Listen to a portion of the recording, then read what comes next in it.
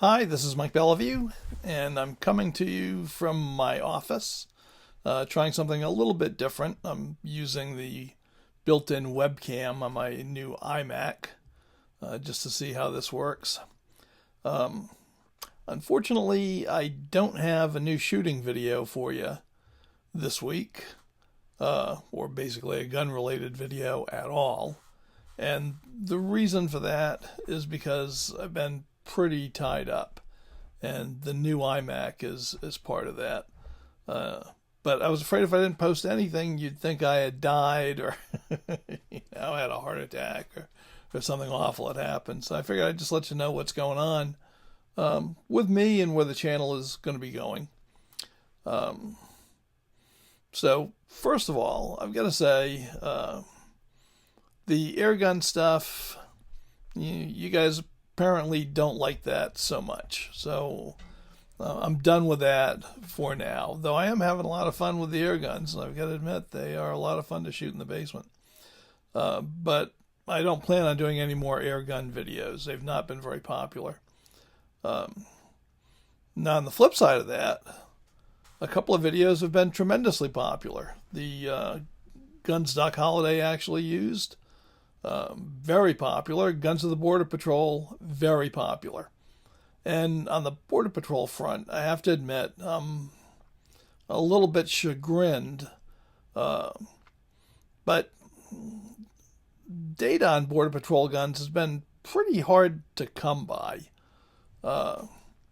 So I honestly thought that the Model 19 was the last revolver the Border Patrol used. But many former patrol inspectors, retired patrol agents, contacted me via the comments or via email to say, wow, Mike, you missed like half a century's worth of revolvers there.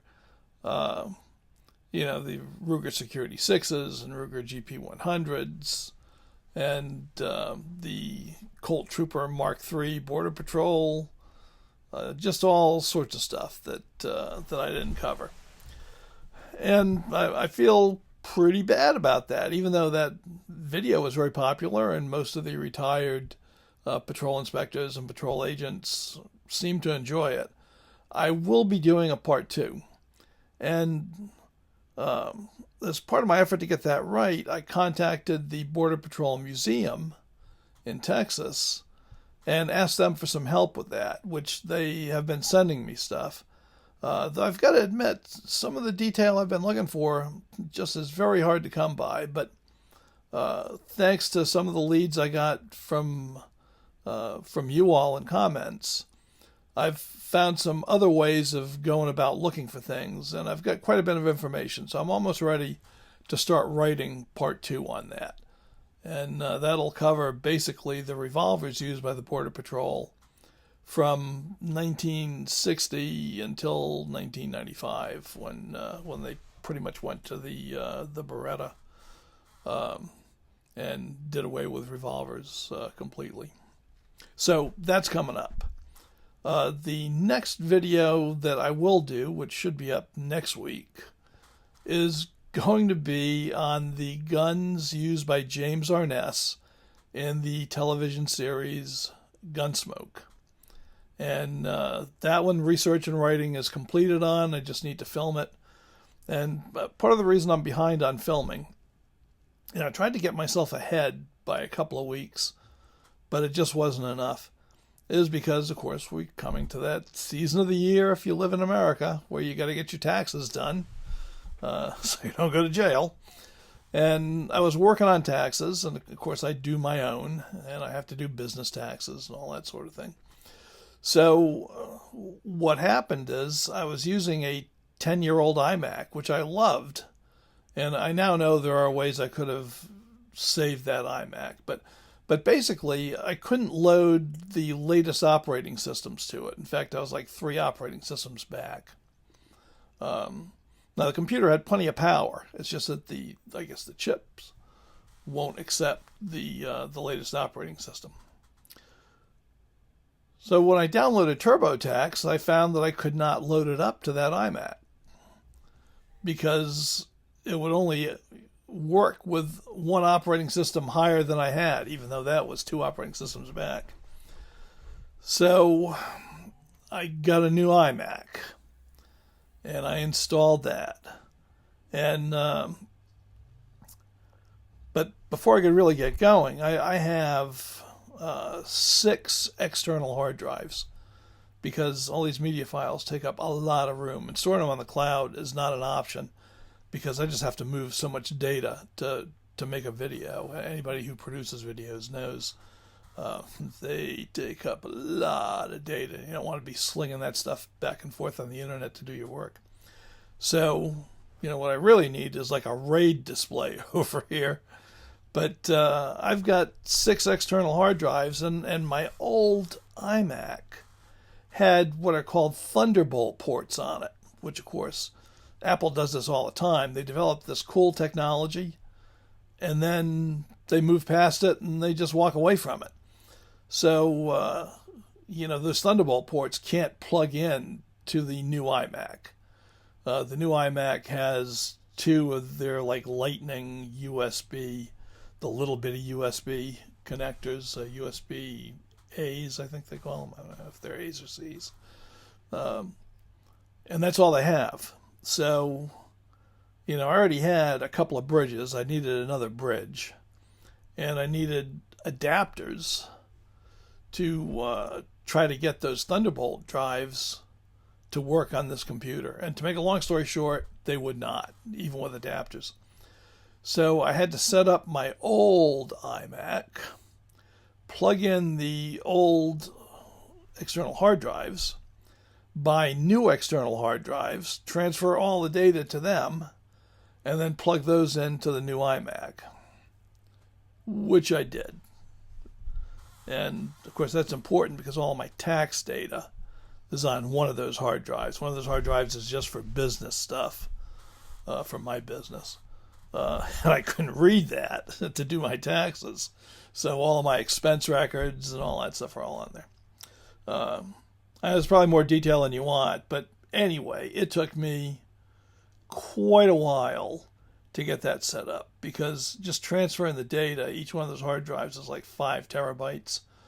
And if everything went well, it took basically a whole overnight to transfer each one of those.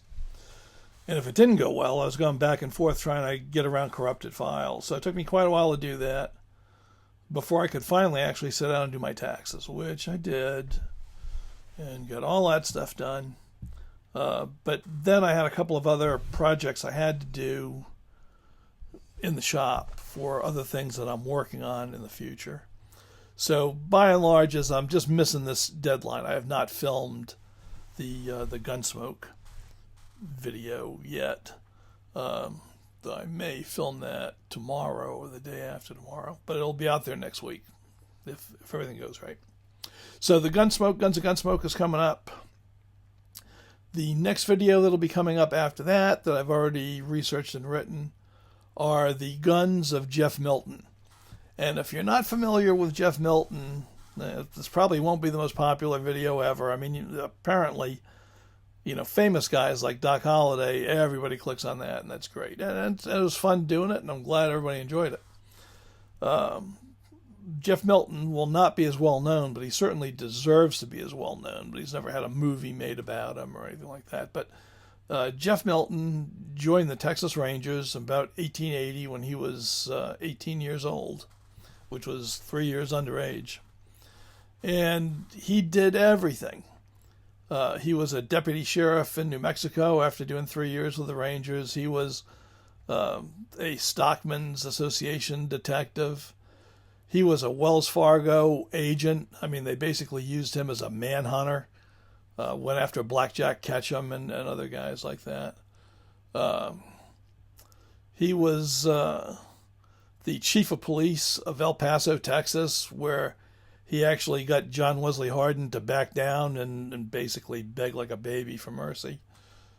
So for those of you who are John Wesley Hardin fans, if you're not familiar with that, I won't cover it in this video, but I may cover it in another one that'll be upcoming. Anyway, after that, he went back to being a Wells Fargo agent and got in probably his most famous gunfight in 1900 And he went on to become the one of the early Chinese mounted inspectors and became one of the first Border Patrol agents. And he was with the Border Patrol for many years until he was forced to retire due to age. He was just a fascinating guy. He had his last gunfight in 1919 when he was 57 years old, but he still did like another 15 years with the Border Patrol after that. His last documented gunfight. There are probably a number of gunfights he had that were not documented. So that's Jeff Milton, A Good Man with a Gun, if you've ever heard of his biography by J. Everett Haley. So we're going to cover that. And then after that, I've got some stuff that I have not yet researched or written that I'm working on. I'm planning on doing a Guns of Wild Bill Hickok. He's one of my favorite characters of the Old West, and I've got plenty of research material on him, and I'm trying to pull that together. And the next thing after that will be the guns used in the TV series High Chaparral. And, High Chaparral is not as famous as Bonanza or Gunsmoke or The Rifleman, I don't think, but it really should be. As a kid, High Chaparral was probably my favorite Western series.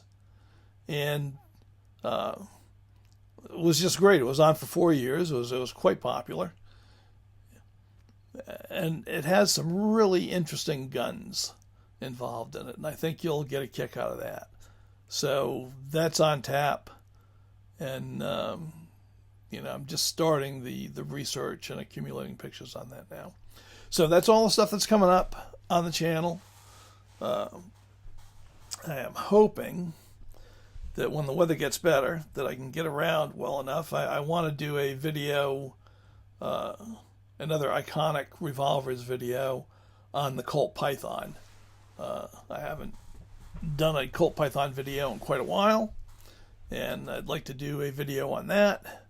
And also a iconic revolvers video on Ruger's Security 6. And I want to shoot the Python and shoot the Security 6s for those videos. So, hopefully we'll probably be a few months or a couple of months anyway, because our winter here has been terrible. It is bitter cold out there right now. We've been having storms almost every other day for the last week. I just can't do it. On the health front, I'm doing okay. But I can do most things with my arms. I really can't hold a rifle well yet. Hopefully that'll come. My biggest problem right now, I have to admit, is my right hip, which was not great before. I thought I just had tendonitis, but since the fall, it's just gotten worse and worse. And I'm having quite a bit of trouble getting around now. And at the end of March, I'm going to be scheduled to see my doctor, and I'm going to talk to him about whether or not I'm a candidate for hip replacement. So now at that point, I'm probably going to have like 20 more pounds to lose to be under the limit for getting a hip replacement. So, I might be a couple of months out, but I'm expecting that probably sometime this summer, there's a good chance that I'll be going under the knife for hip replacement, which means there'll be a recuperation period and PT period. And I know for a good bit of that, they won't want me climbing steps, which means I won't be able to get down to my office, shop, and gun room, among other, issues. It'll be annoying. So there'll probably be a period where I won't be able to do videos. To be honest with you, I won't be able to get to any of my equipment or put stuff away or do anything useful. I'll let you know before that happens, but I hope that you'll hang in there with me until I get back, because my hope is that if I get a hip replacement, once I heal up, it'll be probably a few months, but once I heal up from that, get some PT behind me, that I'll be able to walk around without agony without basically clinging to a cane for every step, and just, and believe me, I am in agony, and when I try to walk around, it just incredibly hurts my hip now. It wasn't that way right after the fall. It has gradually gotten to this point over the last year. And in fact, my 1 year anniversary for the fall was the 15th of February. So, just like a few days ago. So in a year, I thought I'd be better off than I am. And I can do most things with my arms, which were, of course, severely broken up. But that hip has just been a surprise, and it has, as I say, continued to degrade. And I'm quite sure I'm going to need a new one. But in the meantime, I'm going to try to see if I can get cortisone shots to at least, alleviate the pain so I can get around and do stuff. And I'll be making videos up until the time I have the operation, if I get approved, if they decide the operation is what I need. So that's what's going on with me, but everything else is hunky-dory. Except for incredible pain in my hip all the time, I'm in quite good health. And I just keep working on stuff that I can do for you indoors until I can get out and start shooting again, which is certainly my goal. And I'm hoping I'll get well enough that I can get back to 18th century events and do all that stuff, because, event organizers have been contacting me and asking me if I can come down and do their thing, and I'd love to, but I just can't. I can't get around well enough to make that viable right now. So that's everything that's going on with me. Let me know what you think about the Jeff Milton stuff. I hope that you like that, and if you do, I plan a follow-up video that details all of Jeff Milton's gunfights, which are quite eye-opening. He had a number of them. So anyway, that's what's going on with me, and hopefully I'll be back next week with a video on the guns of James Arness as used in the TV series Gunsmoke. So until then, bye.